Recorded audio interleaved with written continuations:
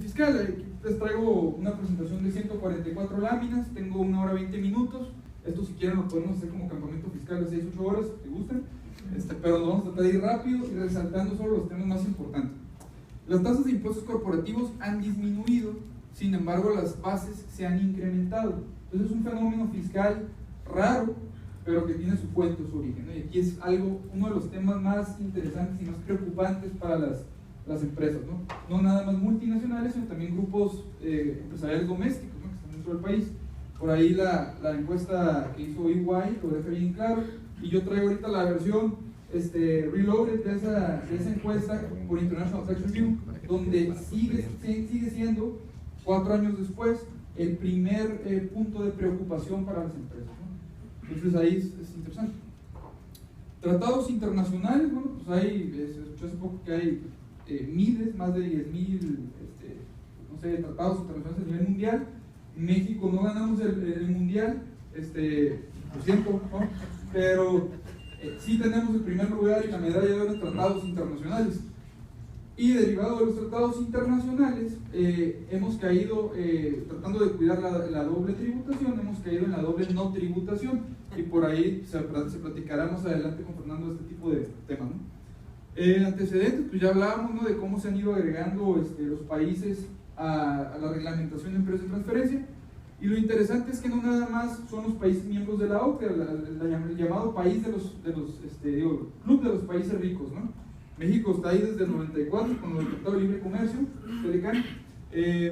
y cada vez se han incorporando más países. Ahorita, si no me falla la memoria, hay como 34 miembros.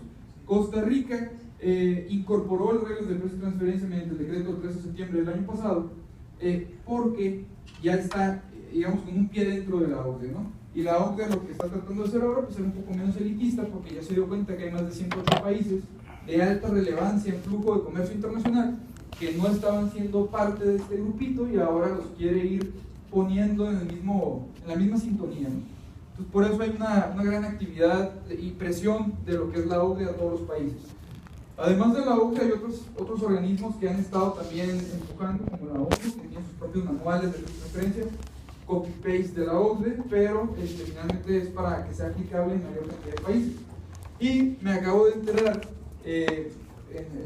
acaba de ser hace poco, 3-4 semanas, en Washington, fue el Foro Global de Precios de Transferencia, organizado por International Tax Review. Ahí estuvimos presentes, fuimos los únicos mexicanos invitados. Estuvo la autoridad de diferentes países, empresas de transferencia, y por ahí expuso alguien del Banco Mundial y nos dice: también en países subdesarrollados, principalmente en África, ya estamos empujando la reglamentación de empresas de transferencia, ¿no? Entonces, esto básicamente ya no es un tema exclusivo de México, Estados Unidos, sino ya es un tema casi por parejo para todo el mundo, ¿no? La OCDE, bueno, aquí está un mapa, ¿no?, de los integrantes. Hay países que están en proceso de integrarse, y finalmente lo que hizo la OCDE es, curiosamente, creada para velar por los intereses y la justicia internacional, no nada más en temas fiscales. El tema fiscal es una sola comisión, sino temas de educación, de pobreza, etc. Velar por los intereses de los ciudadanos globales, ¿no? Ahora hay ciertos puntos donde, derivado de la participación de las autoridades tributarias en estos grupos de trabajo, pues también, digamos que ha resultado un poco contraproducente para las empresas, ¿no? Y vamos a hablar de eso más adelante, porque también es provocado por el abuso también de las empresas, ¿no? Entonces ahí vamos a ver. La OCDE creó un manual, ¿no?, una guía más bien, que se llama Alineamientos de Precios de Transferencia para Empresas Multinacionales y las Administraciones Tributarias, que es básicamente el libro sagrado de nosotros, 500 páginas aproximadamente, recientemente traducido al español en México, ¿no? Pero ahí está, ¿no? Y es una guía, es un manual que nos explica de manera general cuáles son los criterios aceptados, algunos ejemplos prácticos. El IRS tiene su propio manual y varios países tienen su propio manual, ¿no? Pero finalmente lo que hace la OCDE es proveer este documento como los lineamientos generales de aplicación de precios de transferencia para el mundo, ¿no? Y este documento obviamente ha venido evolucionando con el paso del tiempo, ¿no? Aquí viene en este material, lo tienen ahí en el CD que se les proporcionó, los cambios relevantes que ha sufrido el documento a lo largo del tiempo. Recientemente, estas guías, que están divididas en capítulos, han tenido cambios importantísimos al grado de que ciertos capítulos se han actualizado al 100%, ¿no? Hablando de reestructuras de negocios, hablando del tema de intangibles. Entonces ya hay digamos, una pequeña mutación que empuja a que las guías estén ahora en sintonía con lo que es la actualidad en los negocios, ya no como fue inicialmente concebido tal cual. Como parte de los conceptos generales, bueno, ya se explicaron qué es precios de transferencia. Básicamente es cuidar el valor de mercado, ¿no? Eso es el precio de transferencia y lo que es el principio de arm's length, que es pactar las operaciones entre partes relacionadas, como si las hubiéramos pactado entre terceros independientes, como el ejemplo del carro o todo lo que le vendiste a tu hijo ahí, los ejemplos. Ahora, ¿quiénes son partes relacionadas? De manera general, cada país tiene ciertos parámetros que difieren poco, pero de manera general es toda persona que participa de manera directa o indirecta en la administración, control o capital de otro. Aquí en capital hablamos de un 25%, en México no hay un mínimo, el 0.01% de participación accionaria ya es parte relacionada, familiares y ciertos casos específicos, ¿no? El tema de administración, el tema de control son dos criterios a veces difícil de identificar o a veces que se pasan por alto, ¿no? Como que no lo vimos, pero la autoridad pudiera llegar y encontrar que aplican estos criterios y entonces fincarlo como parte relacionada y en todo caso solicitarte la documentación comprobatoria de precios, ¿no? Entonces aquí hay desde aquí ya empezamos mal, ¿no? Ya hay como que algunas cuestiones a veces donde el auditor o la empresa no lo ve, no lo detecta o se hace como que no lo detecta, ¿no? En cuanto a métodos, igual hay 5 o 6 métodos por lo regular. No me voy a meter a la parte técnica, pero sí quiero nada más pasarle por encimita a los métodos, ¿no? El método de precio comparable no controlado es un método muy preciso, es por lo regular el que se sugiere como aplicación sugerida, ¿no? Como el método más ideal para la administración tributaria, porque es un método que refleja, digamos, el resultado muy fidedignamente. Pero para poder hacer eso, el grado de comparabilidad debe ser muy elevado. Si por ahí hay algún detallito, por ejemplo en una operación de venta, donde el producto difiere en algunas características, las condiciones de la venta, puede ser el volumen, puede ser el transporte, puede ser la garantía, la temporalidad de la venta, ¿no? No es lo mismo venderlo en enero que en marzo, que en abril, todos esos detallitos se tienen que tomar en cuenta. Entonces, si las condiciones son muy similares, este método aplica, ¿no?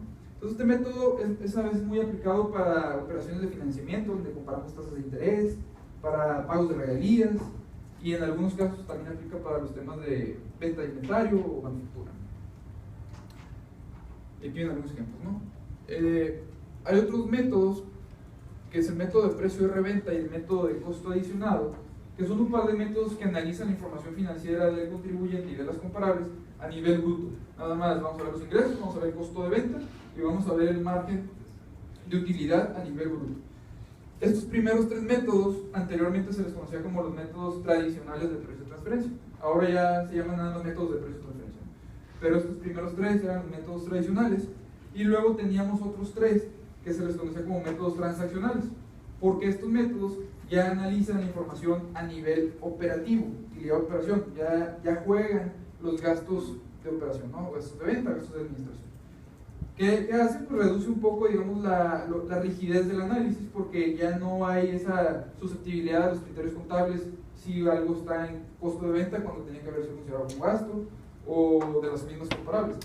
Entonces estos métodos son un poquito más flexibles, a veces mal utilizados, porque como es tan sencillo de cierta forma aplicarlos, el consultor o la empresa prefiere esto, ¿no? Que algo como los primeros 3 que requieren mayor detalle, requiere hacer mayor cantidad de preguntas, mayor cantidad de documentación, entonces esto se vuelve más fácil, ¿no? Sin embargo, este de partición y método residual de partición de utilidades, pudiéramos llamarlos como los métodos más complejos, ¿no? Estos se aplican en casos especiales y por lo regular no es común verlo, ¿no? Y el último, que es el que a veces todo el mundo quisiera aplicar, es el método de márgenes transaccionales de utilidad de operación. Es un método que va prácticamente a comparar la utilidad operativa contra algo, ¿no? Contra los costos, contra los gastos, contra la suma de los costos y los gastos. Ya depende qué indicador financiero utilizamos con este método. Necesitamos forzosamente una razón financiera, pero el método ya considera que vas a utilizar ingresos, costos, gastos y utilidad operativa. Y aquí son algunas de las razones financieras de los indicadores que se utilizan comúnmente, ¿no? Está el famoso markup, está el retorno sobre las ventas, está el retorno sobre el capital empleado, el retorno sobre activos, la razón de Berry.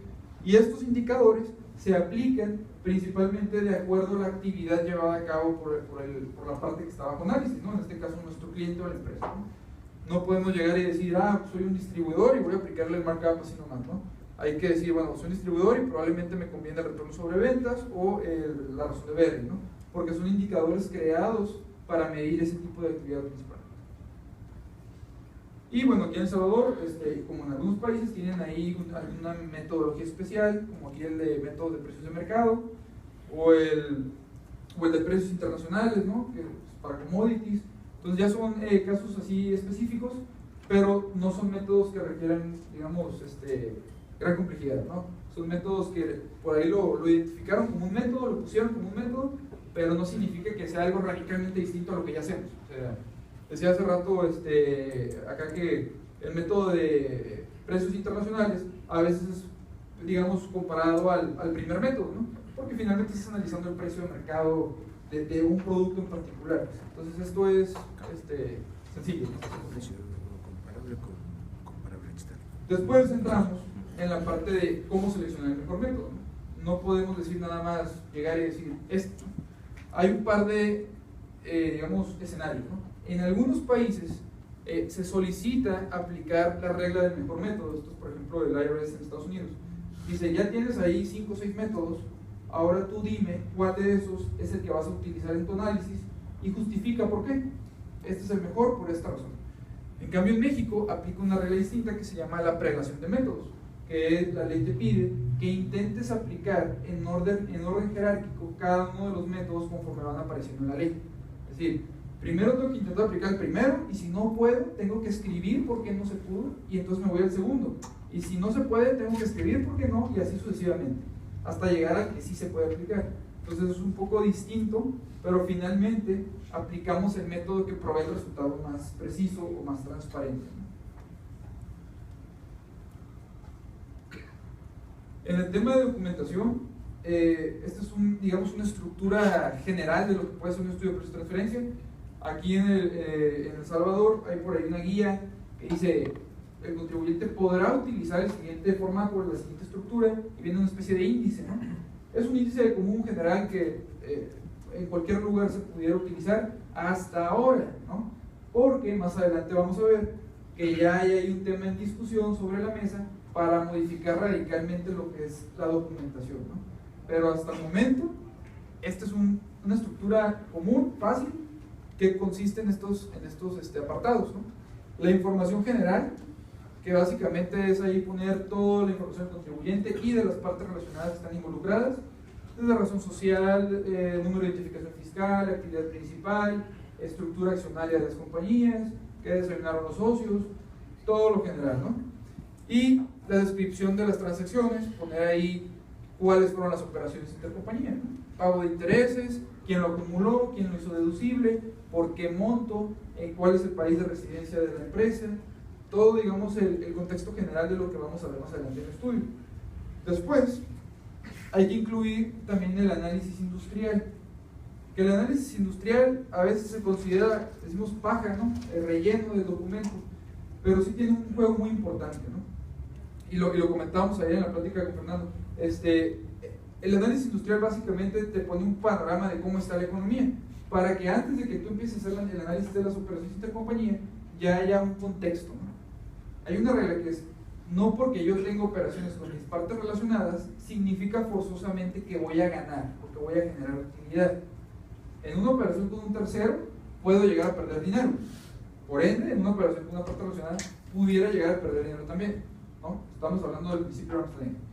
Pero necesitamos en todos los casos demostrar y justificar por qué se dio ese efecto, ¿no? A veces depende de la economía, a veces hay una industria muy golpeada, nos pasó en el 2009 con la construcción en Estados Unidos, México, y todas las constructoras estaban perdiendo dinero, incluyendo en las operaciones con partes relacionadas. Entonces nada más se trataba de poder aquí representar con estadística e información que toda la economía estaba golpeada, ¿no? Entonces de eso se trata esto, y a veces hemos visto casos que se han ido a juicio en México donde esta sección termina jugando un papel muy relevante en el análisis, ¿no? Y luego viene lo que es el análisis funcional, y el análisis funcional, por definición, es básicamente describir las funciones, los activos y los riesgos que llevan a cabo las partes relacionadas. ¿Qué hacen? ¿Qué utilizan? ¿Y qué riesgo asumen, ¿no? ¿Por qué?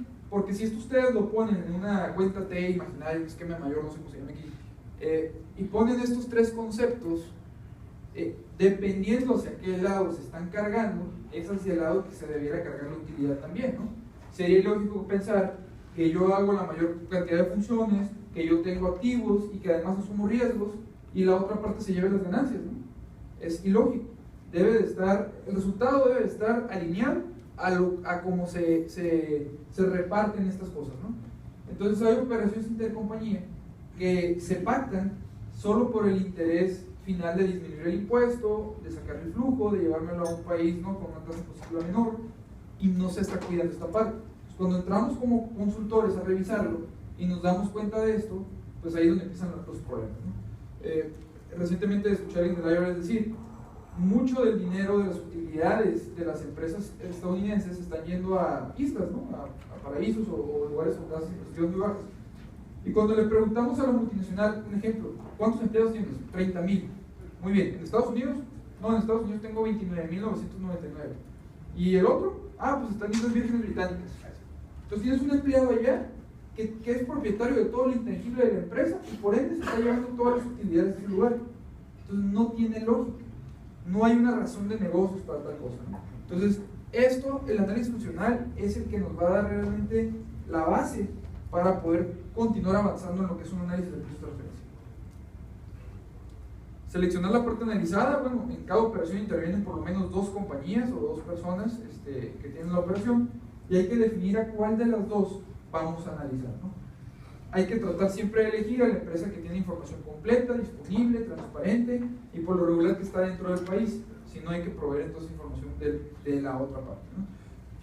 Y el mejor método, que ya hablamos de cuál de los métodos voy a aplicar dependiendo de lo que me piden en el país, si en orden o nada más irme directo a seleccionar el mejor, ¿no? Entonces hay que elegir la parte analizada y elegir el mejor método.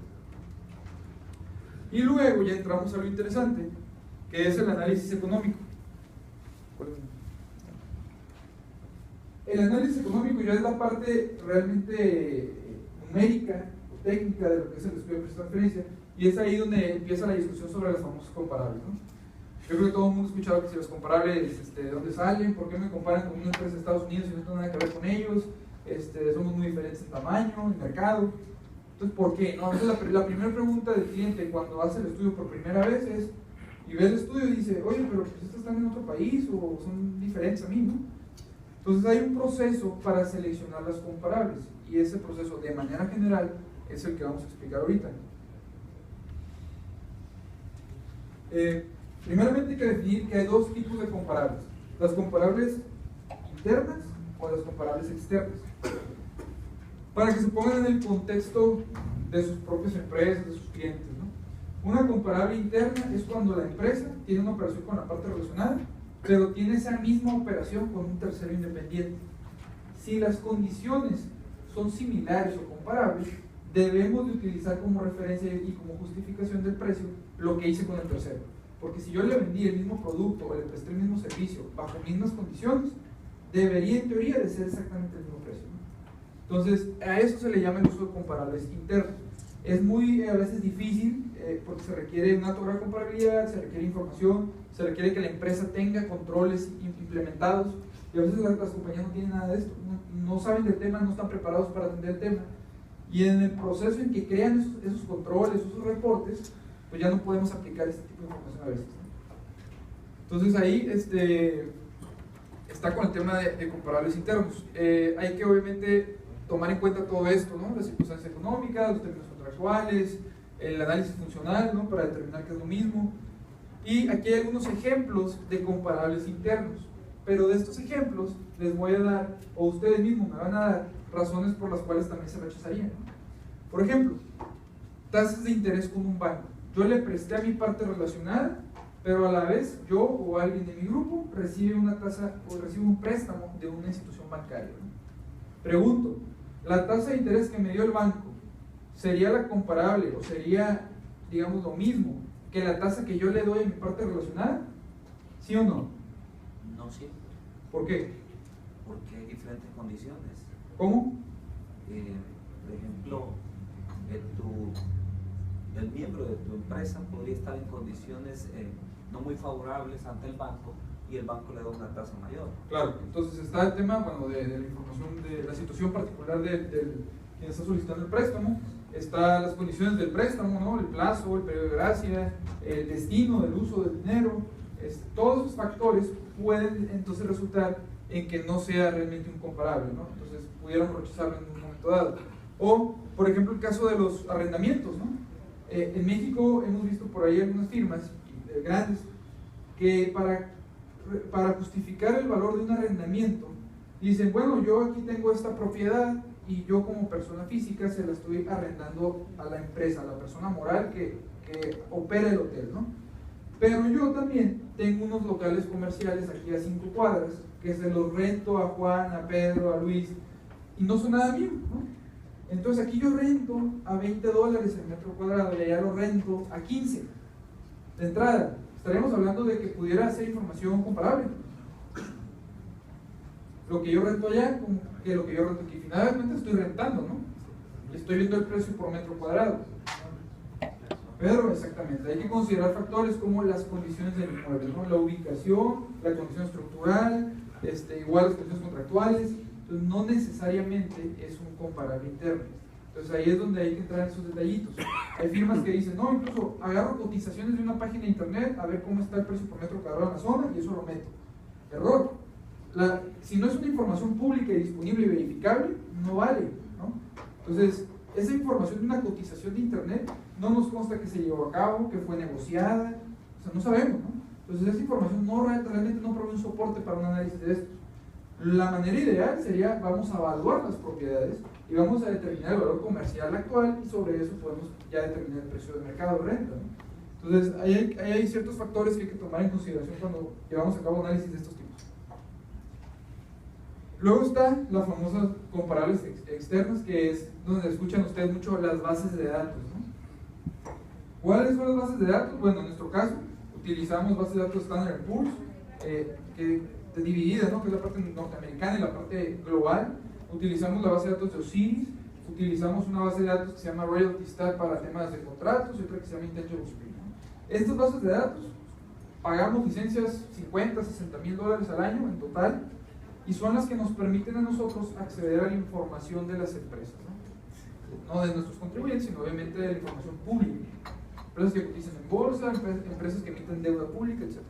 Entonces, con estas bases de datos, digamos, ¿para qué tenemos tantas? ¿No? ¿Para qué tenemos, por ejemplo, estado en el Pulso Osiris si al final de cuentas es lo mismo? Realmente las tenemos porque cada una de ellas estructura la información de manera distinta, ¿no? Entonces, dependiendo también del país donde estamos trabajando, es la base de datos que utilizamos, con la mera finalidad de partir de la misma fuente de información que la autoridad tributaria y evitar ya desde ahí algún tipo de riesgo. Pero estas bases de datos son las que nos proveen toda la información y nos permiten filtrar cuantitativamente a las comparables. Si nosotros entramos y buscamos comparables para un cliente que hace, por ejemplo, vamos a llamar botellas de plástico para agua, ¿no? Ese cliente, primero que nada, hay que clasificarlo en un código industrial, es decir, se dedica a la manufactura de productos plásticos, ¿no? Entonces hay un código dentro de la base de datos y existen estas clasificaciones. El más conocido, el más utilizado es el código SIC, donde ya clasifican a la compañía dependiendo de su actividad y con ese código lo meten a la base de datos y les arroja toda la cantidad de empresas que tienen ese mismo código. Y a partir de ahí empieza ahora sí a filtrar, ¿no? Por términos cuantitativos o términos cualitativos. Una búsqueda de algún código en particular pudiera arrojar 200, 300, 500 posibles comparables y de ahí probablemente llegamos a 5 o a 10. Entonces hay que leer y estudiar cada una de las 495 restantes para poder rechazarlas, ¿no? Nosotros utilizamos una clasificación que se llama GIPS, que es creada por Standard & Poor's y otro despacho, y que cada 6 meses se actualiza. El problema del anterior, del SIC, es que a veces las compañías no están, digamos, no tienen el código actualizado o el negocio preponderante cambia.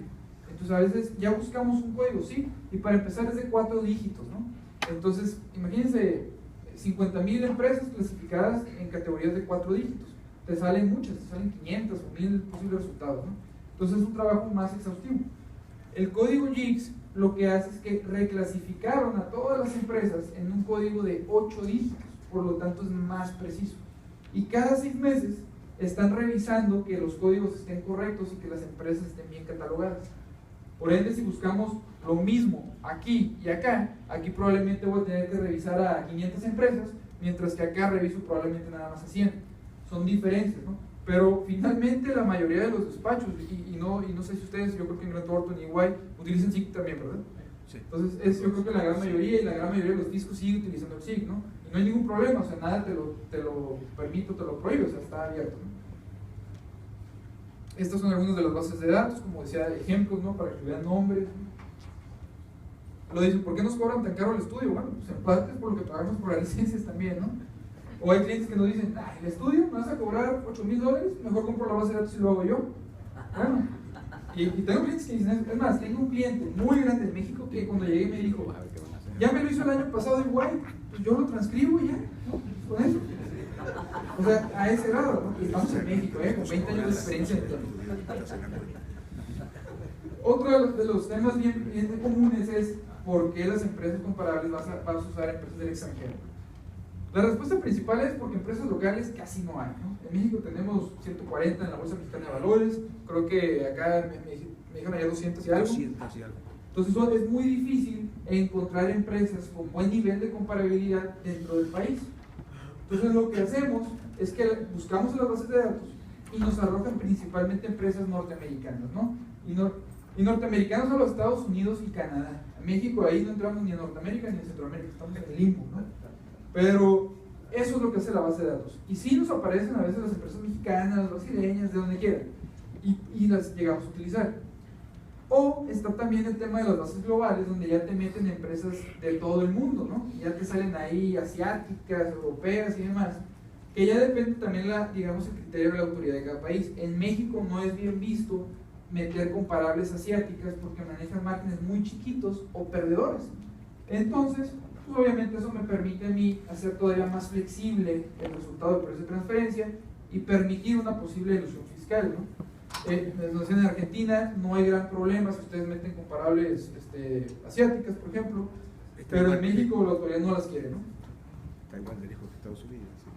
Ahora, ¿qué se hace con esa información? ¿No? Probablemente hay una empresa en Estados Unidos que genera un margen de rentabilidad del 10% y yo la voy a utilizar en El Salvador. ¿Sería lógico y justo? Probablemente no.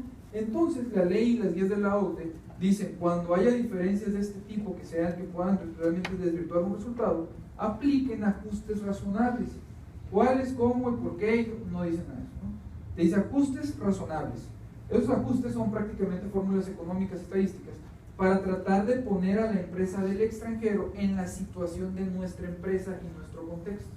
Eso permitiría ajustar que el margen de rentabilidad del 10% allá probablemente sea del 7% aquí o del 12%, no sabemos, ¿no? Hay que aplicar ajustes. Y ajustes hay de todo tipo. Nosotros aplicamos los ajustes básicos que son de cuentas de capital, es decir, rotación de cuentas por cobrar, rotación de cuentas por pagar, inventarios y activo fijo. Pero hay muchas firmas que le ponen ajustes de todo tipo, ajuste por el país, ajuste por X, ¿no? Ahí hemos visto más de 4 o 5 ajustes. Es más, hay un consultor en México que inventó un ajuste y le puso su propio nombre, ¿no? Lo bautizó así. Pero son ajustes que en México por lo menos llega la autoridad, los ve y te los quita. ¿Por qué? Porque muy probablemente son ajustes que se pusieron ahí para tratar de moldear el resultado y concluir positivamente a favor del cliente, ¿no? Entonces, los que sí son plenamente aceptados siempre en México es ajustes de cuentas de capital, y son los que utilizamos, ¿no? Y bueno, hablamos también, ¿no? De, me salen ahí 500 posibles empresas, ¿cuáles voy a utilizar? Pues obviamente hay términos cuantitativos que cumplir, como que haya información disponible, o hay cualitativos como que la empresa no sea subsidiaria, no esté en proceso de bancarrota, o no esté en proceso de fusión o escisión. Es decir, hay ciertos condicionantes para ir rechazando comparables. Y en el estudio se debe de agregar una tabla o una matriz de aceptación y rechazo, donde yo le demuestro al fisco todo el universo de resultados que me salió y por qué motivo fui aceptando o rechazando cada una de estas comparables, ¿no? O posibles comparables. De esa manera ellos pueden argumentar, que ahí es donde les encanta, ¿no? Llegar y decir, esta comparable no es comparable, te la voy a quitar y te cambio el resultado. O te agrego comparables. Y en México tenemos las famosas comparables secretas, que no sabemos de dónde salen, pero llega el SAT y te las pone. Y entonces ya te saca del rango, y como te saca, vienen las multas y viene el ajuste a la mediana directamente. Y entonces ya me pagas menos impuestos, me tienes que pagar la multa por subdeclaración, me tienes que pagar el nuevo, obviamente los impuestos actualizados, y además no va a ser deducible, ¿no? Entonces hay una serie de castigos para los que no cumplen, no se portan bien. Y aquí hablábamos del rango, ¿no? Nosotros normalmente recomendamos a nuestros clientes tratar de aplicar un resultado o un margen lo más cercano a la mediana, precisamente por eso, porque si hay una cuestión, una situación donde la autoridad te quiera poner o quitar algo, no te saque del resultado, ¿no? Si estás tratando de documentar o de justificar una operación que tiene que ver con planeación fiscal, probablemente te convenga estar en las orillas, ¿no? Porque eso me va a permitir a mí sacarle mayor provecho a la planeación, bajo riesgo de que la autoridad, con cualquier movimiento que te haga en una comparable, en un ajuste, te saque de este rango y entonces aplique todas sus facultades, ¿no?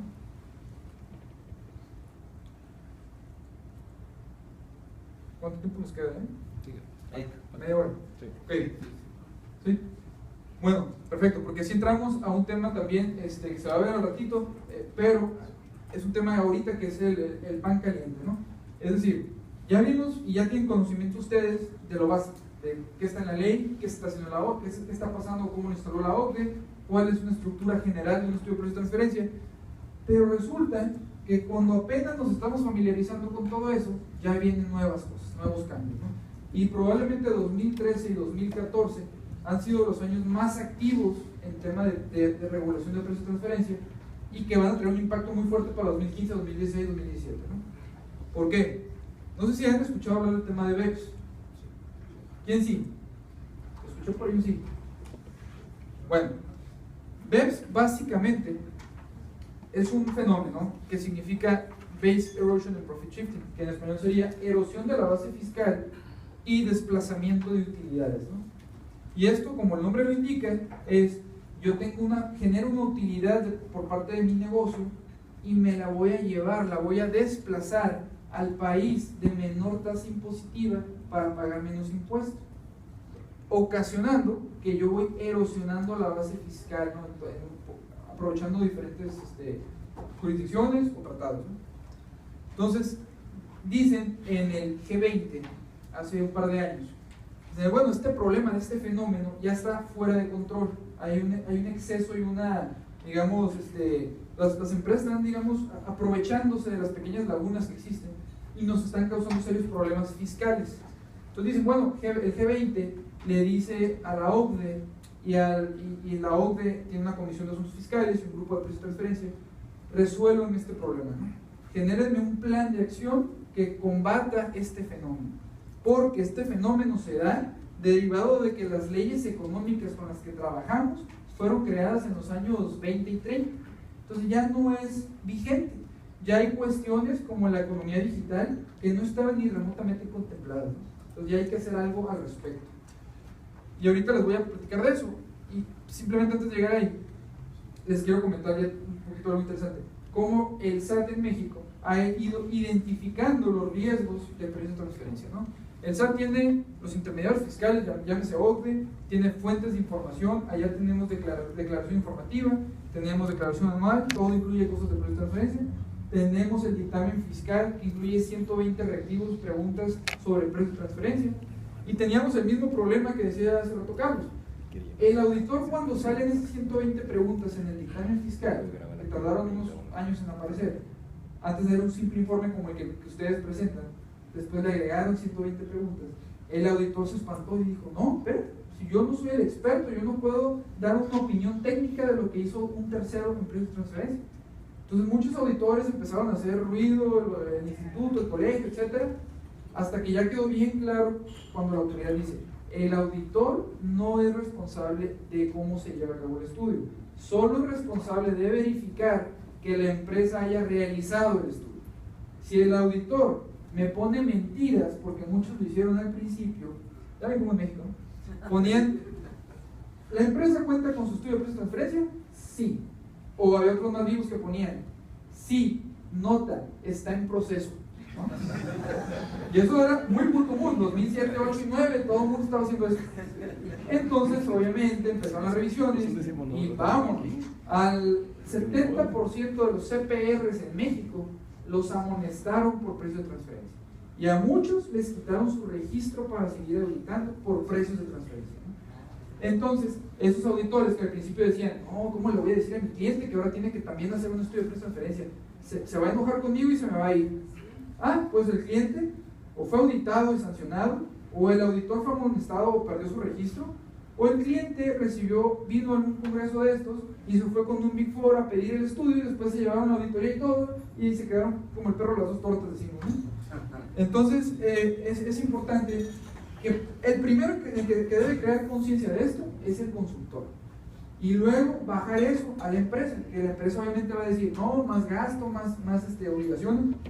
La obligación no la invento yo, no la inventó el libro de Carlos Saúl, ¿no? La obligación ahí está y viene de un tema internacional. Entonces hay que dar cumplimiento. Y está el perfil de riesgo. El perfil de riesgo aquí ya se está dando en El Salvador también con los asesores, ¿no? Si se dan cuenta en su informativa, por ahí aparece, dame el nombre y el número fiscal del asesor que te realizó el estudio de precios de transferencia. ¿Por qué? Porque, por ejemplo, en México, el SAT va creando sus listas negras, ¿no? Y entonces dice, audité a una compañía y le gané el caso de precios de transferencia y vi que además hizo un cochinero el asesor, pues voy a meterme a mi base de datos y voy a buscar a qué otras empresas asesoró y me voy a ir por esas, ¿no? Entonces se importa mucho también que su asesor tenga buen prestigio, ¿no? Si escribió un libro, mejor, ¿no? Y luego está el tema del contribuyente, ¿no? Ese sí. Es el riesgo de conducta, que es el comportamiento histórico, el cómo te has venido portando, y vamos a ver el comportamiento actual, que es el riesgo de transacción, a ver qué estás haciendo ahorita que me interesa. Y derivado de mi gran inteligencia fiscal financiera, voy a ver tu riesgo de desempeño, la tendencia hacia dónde puedes ir. Y claramente está el riesgo por segmento especializado, que ahorita traigo una gráfica y coincido plenamente con que la más auditada siempre es la farmacéutica, ¿no? Indicadores de riesgo en precios de transferencia, tenemos obviamente paraísos fiscales o países de baja imposición, tenemos transferencias de intangibles, que es un tema que se pone de moda de repente y todo el mundo hace magia con las marcas y los intangibles y demás, es el tema más revisado y más condenado ahorita. El tema de reestructuras de negocios, las famosas planeaciones donde la respuesta es crear 50 compañías y distribuir, eso también está en el ojo del huracán. Pagos diversos, generación de pérdidas recurrentes o resultados atípicos, tasas efectivas bajas, que el documento tenga deficiencias de forma o técnicas, y endeudamiento excesivo. Luego, volviendo a lo que hace la OCDE, les hablaba de un grupo de trabajo, esto no se importa. Vamos, el BEPS. El BEPS, esta imagen lo dice todo. Si ustedes tienen que pagar sobre sus ganancias $1 de impuesto, vamos haciendo ahí cositas de planeaciones y estudios y demás, y termino pagando este cuadrito. Entonces, que todos somos el empresario, todos queremos eso, ¿no? Pero, dice por ahí la OCDE en su estudio, vamos primero poniendo en claro qué tan grande es el problema de BEPS, y estas estadísticas son buenísimas. Dice, durante el 2010, las islas de Barbados, Bermuda e Islas Vírgenes Británicas recibieron el 5.11% de la inversión extranjera directa mundial, más de lo que recibió Alemania. En el mismo año, estas tres islas realizaron más inversiones en el mundo que la misma Alemania. En el país contra país, Islas Vírgenes Británicas fueron el segundo mayor inversionista en China, solo después de Hong Kong y antes que Estados Unidos. Bermuda aparece como el tercer mayor inversionista en Chile. La isla Mauricio es el inversionista principal en la India, mientras que Islas Vírgenes Británicas, Bermuda, Chipre y Bahamas fueron 4 de los 5 mayores inversionistas en Rusia. Entonces, dicen, no podemos ni siquiera determinar qué tan grave es el problema, pero tenemos esta información y podemos decir que es un gran problema, ¿no? Entonces, derivado de esto es que BEPS cobra importancia. Y la OCDE, mediante sus grupos de trabajo, creó un plan de acción para contrarrestar, ¿no? Y ese plan de acción son básicamente 15 puntos que no vamos a meter porque realmente técnicamente son muy complicados, pero son 15 que se van a ir emitiendo durante estas fechas, ¿no? El número 1 se emite en septiembre, el número 2 y así está. ¿Qué ha pasado? En el foro global de hace 4 semanas en Washington, ya se acababan de liberar los primeros 7 informes, o sea, 7 de estos 15 puntos ya fueron entregados en forma definitiva. Para que uno se entregue en forma definitiva, hay que pasar por un proceso de auscultación. Se emite un borrador por parte de la OCDE, los consultores y empresarios podemos opinar y luego se emite una versión final. Nosotros hemos participado en los últimos 3 o 4 mandando nuestros comentarios técnicos. Ahí están publicados en la OCDE, no es mentira, lo pueden ver. Y ya hay 7 versiones definitivas, faltan 8. Pero por lo tanto, estos 15 puntos, muchos tienen que ver con precios de transferencia y esos son los que nos van a ocasionar los dolores de cabeza en los próximos 2 o 3 años. Porque los países van a tener que empezar a incorporar estos elementos en su legislación. Uno de ellos muy chistoso es el de que el país, en que el contribuyente, el 12, debe revelar planeaciones fiscales agresivas, ¿no? Debemos de decir, levantar la mano cuando estamos haciendo algo mal, ¿no? En Europa lo ven como algo normal, ¿eh? Pero en México, pues, no sé, ¿no? Entonces hay que definir qué es el beneficio fiscal. Estos son los puntos clave del proyecto BEPS y aquí se los estructuré de tal forma que pueden ver cuáles tienen que ver con coherencia, cuáles con substancia y cuáles con transparencia, ¿no? Pero aquí está el preocupante, TP Documentation, ¿no? Lo que hay que hacer en precios de transferencia. Safe Harbors me lo voy a brincar porque aquí en Salvador no hay Safe Harbors. Teníamos Safe Harbors para maquilador en México y el Safe Harbor de manera bien general es un mecanismo predefinido para pagar impuestos cuando hay por lo menos un par de países ya de acuerdo, ¿no? Si ahora tienes una maquila en México, el IRS acepta que la maquila contribuye en México de cierta forma y adelante, ¿no? Entonces lo que se ha dicho es que pues, el Safe Harbor puede ser aplicable en transacciones de bajo riesgo para que la autoridad no tenga que gastar sus recursos en auditar ese tipo de operaciones y mejor audite a operaciones riesgosas, ¿no? Obviamente porque hay un tema de fiscalización eficiente donde la autoridad tiene que auditar donde hay más posibilidad de recaudar. Entonces hay unos memos y este es uno de los temas preocupantes, el del white paper, que es la documentación de precios de transferencia. Aquí en white paper básicamente, también para no alcanzar a verlo, se está diciendo ahora, ustedes ya hacen un documento de precio de transferencia, ahora van a tener que hacer 2.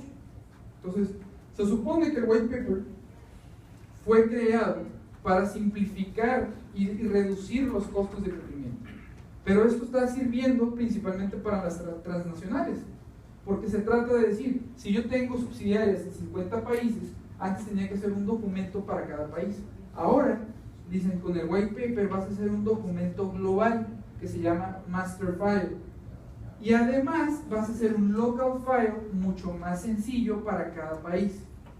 Pero, por ejemplo, en México, si tenemos, es muy común tener una empresa relacionada en Estados Unidos, aunque la operación sea sencilla, ya va a haber que hacer 2 estudios, ¿no? O 2 documentos. Entonces, al menos que pongan ciertos ahí parámetros, pero hasta ahorita no ha salido, ¿no? Entonces, el tema de white paper hay que tener cuidado porque probablemente vuelva más compleja la carga de cumplimiento, ¿no? Por el master file y lo que es el local file. Además, le meten otra cosita que se llama el CBC report, que es country by country reporting, ¿no? Donde nosotros en cada uno de los países vamos a tener que entregarle una tablita como esta al fisco y le vamos a tener que poner en una lista donde tenemos subsidiarias o partes relacionadas en el extranjero y ponerle toda la información que ellos quieren saber. Cuánto están ganando, cuánto les está costando, cuánto están dejando de utilidad, para que ellos vean el reporte y digan, ah, mira, aquí me estás pagando sobre un 3%, pero veo en la lista que acá les estás pagando sobre un 8%. Qué raro, ¿no? Vamos a investigar qué está pasando ahí. Para eso es el CBC Report. Entonces este también es uno de los temas preocupantes.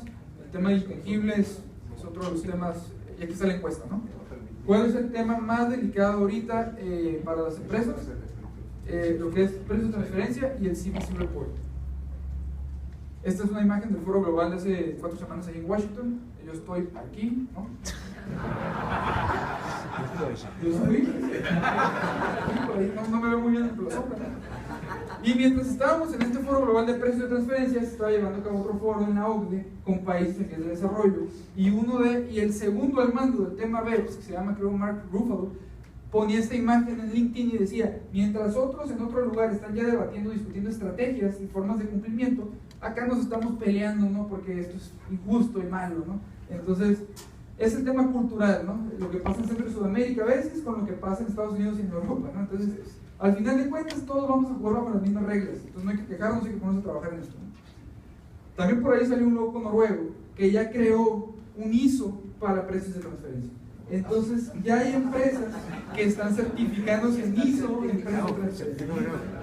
Y este señor, digo, Einstein, ¿no? Tiene unos 70 años. Pero y si yo le estoy vendiendo eso en Europa a $40, $50,000 y me lo están comprando, ¿no? Entonces, aquí está. Pero no es la certificación de la OCDE. No es la certificación de la OCDE. Él no está certificado por la OCDE. No existe tal cosa para que sí existe.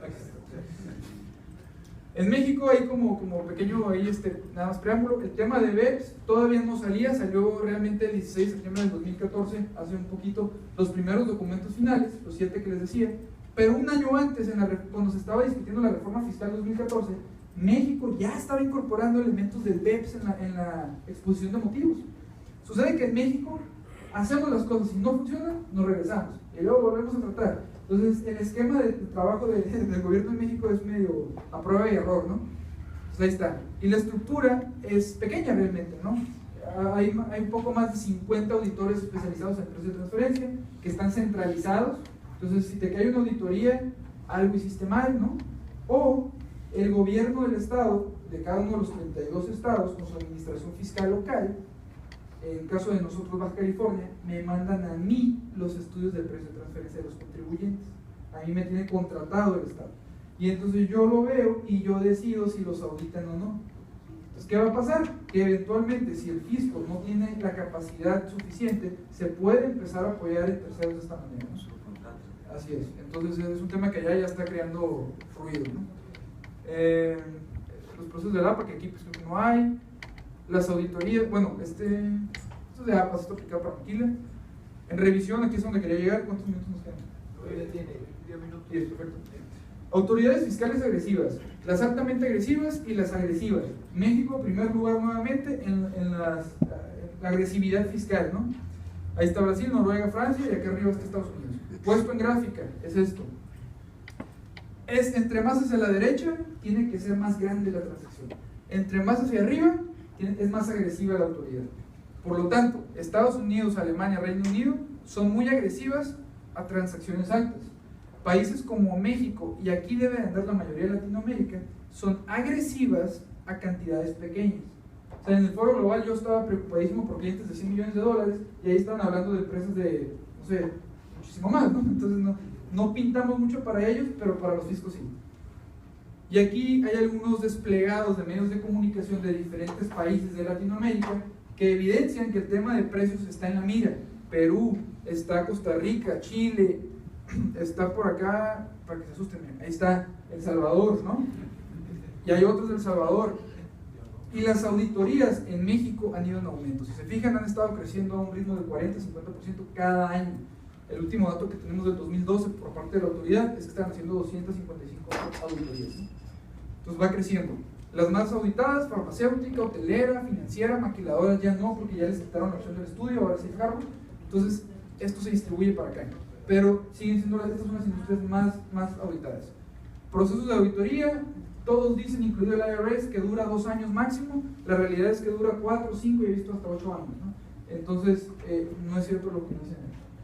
Este es un roadmap que el IRS acaba de publicar también hace poco, donde dice cuáles son los pasos de la auditoría y cuál es el tiempo límite, 24 meses, pero ahí mismo dijeron, no es verdad, nos tardamos 48 meses, 36 meses, ¿no? Operaciones bajo revisión, ¿no? Lo más auditado: regalías, comisiones, arrendamientos, todo esto, ¿no?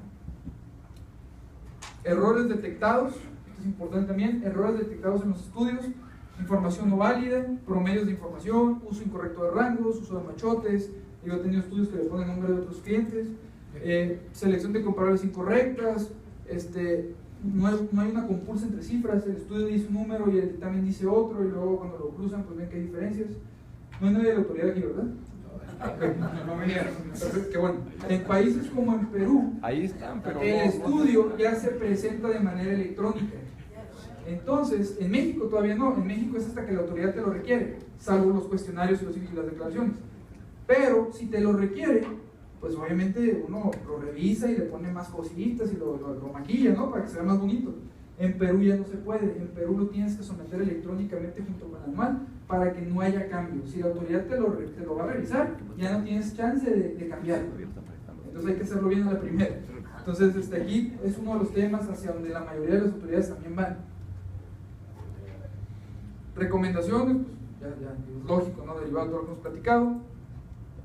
Siguen siendo algunos desplegados de noticias de lo que está pasando. Y para cerrar, no me han molestado todavía con la tarjeta amarilla, seguimos. Les traigo un par de ejemplos de casos prácticos. Uno es de Caterpillar y uno es de Starbucks. El de Caterpillar dice sí, Caterpillar es el gigante de la maquinaria pesada a nivel mundial de origen americano. En 2013, CAT tuvo ingresos de $56 mil millones y 52,000 empleados. El segmento más lucrativo es la venta de refacciones. ¿Va? Suena lógico. Hasta el año del 99, el 85% de las ganancias de la actividad de distribución estaba siendo grabada en Estados Unidos. Según funcionarios de CAT, la empresa tiene una tasa fiscal real del 29%, entre las más elevadas de todos los fabricantes multinacionales. Entonces, entra a un despacho, hace magia y pasa esto. CAT crea una empresa filial totalmente controlada en Suiza. CAT negoció con el gobierno suizo pagar una tasa de entre el 4 y el 6% sobre los ingresos de dicha filial. CAT dejó de pagar entonces $2.400 millones en impuestos federales en Estados Unidos. Derivado de esta operación, desde el año 2000, solo el 15% de las ganancias siguen siendo grabadas en Estados Unidos, cuando antes era el 85%. Entonces, migraron el 70% del segmento más lucrativo a Suiza para pagar un 4 a 6%. Así es. Esto fue investigado por un senador demócrata, Carl Levin, que es presidente de la subcomisión del Senado de Investigaciones, 9 meses investigando. El caso sigue abierto, sigue en proceso. CAT lo está ganando, ¿no? Porque finalmente caemos en que no es ilegal, nada más que hay que documentar y soportar toda la perfección. Y le preguntan al senador, ¿esta empresa está infringiendo la ley? Y él contesta, nosotros no emitimos esa clase de juicios. La pregunta debería ser si eso es algo tolerable, y no creo que lo sea. Entonces es un caso que ahorita está vigente, ¿no? Y el segundo, este está mejor todavía, Starbucks. ¿A todo el mundo le gusta Starbucks? Porque ayer fui a una plaza, la Gran Vía, y toda la plaza vacía, pero el Starbucks lleno, ¿no? Entonces está curioso el caso, porque vamos a ver, ¿no? Starbucks es el segundo comercio del sector restaurantero más grande después de McDonald's. Desde su apertura en el 98, la subsidiaria de Starbucks en Reino Unido ha acumulado más de 3 billones de libras en ventas y ha abierto 735 franquicias. Sin embargo, solo ha pagado 8.6 millones en impuestos. Durante los últimos 3 años, Starbucks no generó utilidad sobre ventas de 1.2 billones de libras en Reino Unido, mientras que McDonald's, que es el más grande, pagó 80 millones de ICR sobre 3.6 billones de libras. Haciendo, digamos, una deducción ahí, ¿no? Si Starbucks, que es el segundo, vendió una tercera parte, ¿por qué no pagaría entonces como una tercera parte de los impuestos de McDonald's? Haciendo una deducción tonta, ¿no? Por otro lado, KFC, parte de John Brands, que es el tercero, es el que le sigue a Starbucks, pagó 36 millones sobre 1.1. Quiere decir que en proporción pagó más que incluso McDonald's, ¿no? Pero Starbucks no pagó nada. Starbucks decía a sus inversionistas que la compañía era muy rentable en el Reino Unido, que compraban franquicias, pero el gobierno le declaraba lo contrario. Grupo Starbucks obtuvo una tasa efectiva de impuestos del 31%, más alta que el 18.5% promedio pagado por empresas estadounidenses. Sin embargo, la tasa efectiva de impuestos pagada fuera de Estados Unidos fue del 13% en promedio, de las más bajas en el sector del consumo. Durante los últimos años, Alstead, que es el CEO de Starbucks, ha culpado al gobierno del Reino Unido por generar problemas en el pago de impuestos. Le echó la culpa al gobierno. En México, yo creo que México es probablemente el país más complejo para pagar impuestos, y a veces tienes que pagar y el sistema no sirve, y tenemos facturación electrónica, tenemos ahora contabilidad electrónica que mañana vamos a tocar, tenemos cualquier invento que se les ocurra, pero si no pagas, a los 2 días van por ti y te meten a la cárcel, ¿no? Acá fue un simple, lo haces muy difícil, amigo, no puedo pagar, ¿no? El gobierno ha declarado como desafortunado el comportamiento de Starbucks en su país. Aquí dice tax free, ¿no? Ahora, ¿cómo hicieron esto? Que es muy interesante. Tenemos por acá el Reino Unido con el 24% de tasa para ellos, tenemos acá Holanda, donde se produce el grano de café con una tasa del 25%, tenemos por acá Suiza, donde en este caso traen un 5%, y tenemos al corporativo en Estados Unidos, ¿no? Entonces, ¿qué sucedió? Lo primero es que se produce el grano de café en Holanda y en lugar de vendérselo al Reino Unido, se lo venden a Suiza. ¿Se lo vendieron barato o se lo vendieron caro? Se lo vendieron caro. Se lo vendieron extremadamente barato para que las ganancias realmente no estuvieran acá. Entonces, después Suiza se lo vende al Reino Unido. ¿Se lo venden barato o se lo venden caro? A ver, vamos a regresar a la lámina 1, ¿no? Sí. Holanda se lo vende a Suiza y se lo vende barato, ¿no? O sea, yo no quiero ganancias, llévatelo barato. Y luego Suiza se lo va a vender al Reino Unido. Se lo vendo extremadamente caro para que no haya ganancias acá tampoco. ¿Ok? ¿Cuál es el precio? Pues no podemos deducirlo por la información de estos dos, mas no podemos saberlo a ciencia cierta porque en Suiza no se publica, ¿no?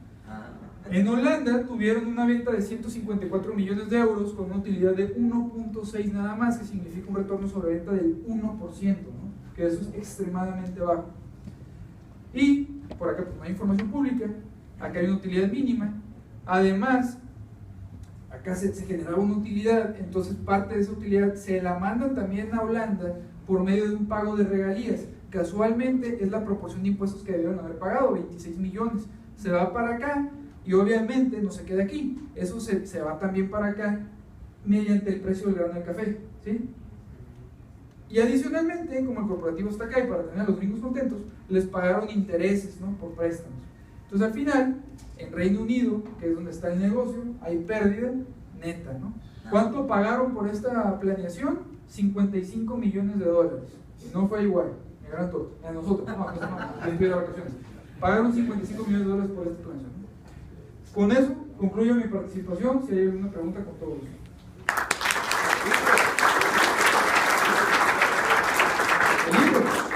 20 dólares y se lleva 2 y lo dejamos en el dinero.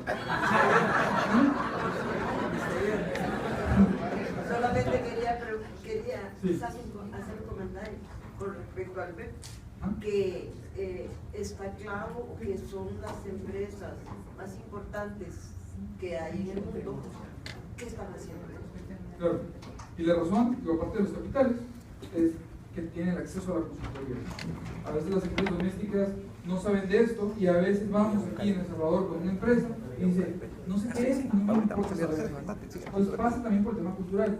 Necesitamos lograr que los empresarios locales estén atentos y abiertos a estas cuestiones, que las entiendan, que cumplan, pero en ese cumplimiento también aprovechen los beneficios, ¿no? El tema de precios es flexible, es subjetivo y permite soportar algunos tipos de planeaciones, pero necesitamos que los directores de finanzas, los contadores, los propietarios estén enterados del tema, ¿no? Y que no lo vean nada más como un tema de compliance, ¿no? Hablaban por acá de, es que lo hacemos ya hasta el fin del ejercicio, cuando ya se trata de, me llamó mucha atención la frase de la autopsia al muerto, ¿no? Sí, ya, o sea, ya lo hiciste, pues ahora a ver cómo le hago, porque tiene que entrar en rango, si no te meto en una bronca, ¿no? Eso a veces sucede, y sucede que el consultor lo hace por no perder al cliente. Nosotros sí somos muy duros ahí, ¿eh? Somos el que, a ver, te ayudamos a poner las cosas en orden, a tu favor, pero en orden. Y la mayoría dice, pues a ver cómo hago magia, pero tiene que estar dentro del rango. Entonces lo ideal con las empresas es siempre trabajar por ahí de septiembre, generar un resultado previo, recomendaciones, hacer correcciones. En México y en otros países con la facturación electrónica ya no se puede hacer tantas cosas al tiempo. Entonces pasa también por el hecho de la temporalidad de cuándo hacemos el trabajo, ¿no? Gracias. Sí. ¿Alguna otra vez?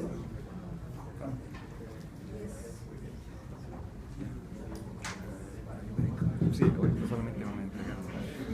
Solo van a entregar un recuerdo. Bueno, aló. ¿Se oye?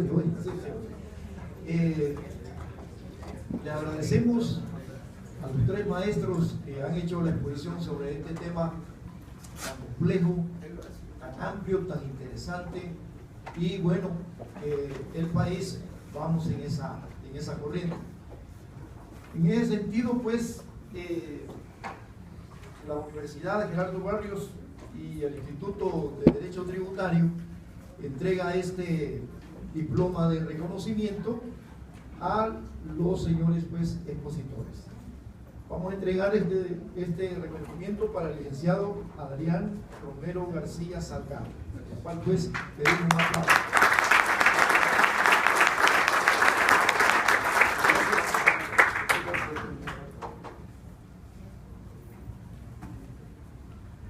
También así, en actitud de agradecimiento por su valiosa participación, una ilustración interesante para todos nosotros, le queremos agradecer al licenciado Jesús Guzmán Joven.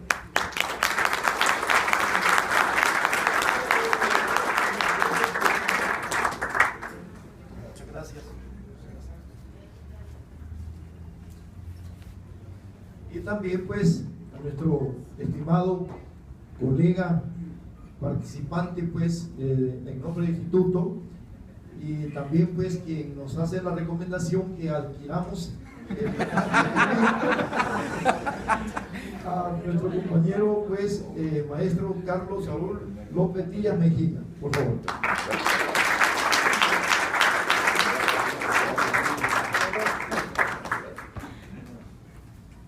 Muy bien, entonces seguidamente vamos a pasar a disfrutar el café y luego regresamos para